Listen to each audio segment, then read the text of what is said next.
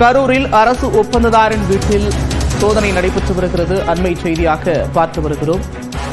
கரூரில் அரசு ஒப்பந்ததாரின் வீட்டில் 1 மணி நேரத்திற்கும் மேலாக காத்திருக்கும் அமலாக்கத்துறை அதிகாரிகள் சோதனையில் ஈடுபட காத்திருக்கின்றனர். அண்மை செய்தியாக பார்த்து வருகிறோம். கூடுதல் விவரங்களோடு செய்தியாளர் கார்த்திகேயன் இணைக்கிறார். கார்த்திகேயன், விவரங்கள்.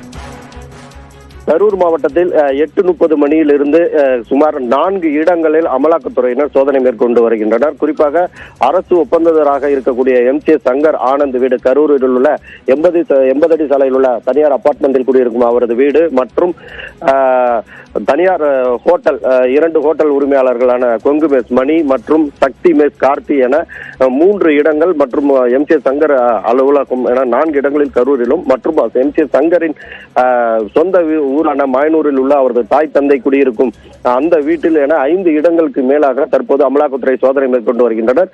இந்த மாயனூர் மாரியம்மன் கோவில் பகுதியில் உள்ள அந்த தாய் தந்தை குடியிருக்கும் வீட்டில் 8:30 மணிக்கு வந்த அமலாக்கத்துறை சோதனை, 2 கார்களில் வந்த அமலாக்கத்துறை சோதனை மேற்கொள்ள வந்த நிலையில் அவரது வீடு பூட்டப்பட்டிருக்கிறது. வீட்டில் யாரும் இல்லாத காரணத்தால் அந்த வீட்டின் வெளியில் அந்த வராண்டாவில் சுமார் 4 பேர் 1 மணி நேரத்திற்கு மேலாக காத்திருக்கின்றனர். காவல்துறையுடன், அதாவது அந்த CRPF போலீஸ் மற்றும் அந்த வாகனத்துடன் அங்கிருந்து காத்திருக்கின்றனர். இன்னும் சோதனை இங்கே மேற்கொள்ளவில்லை.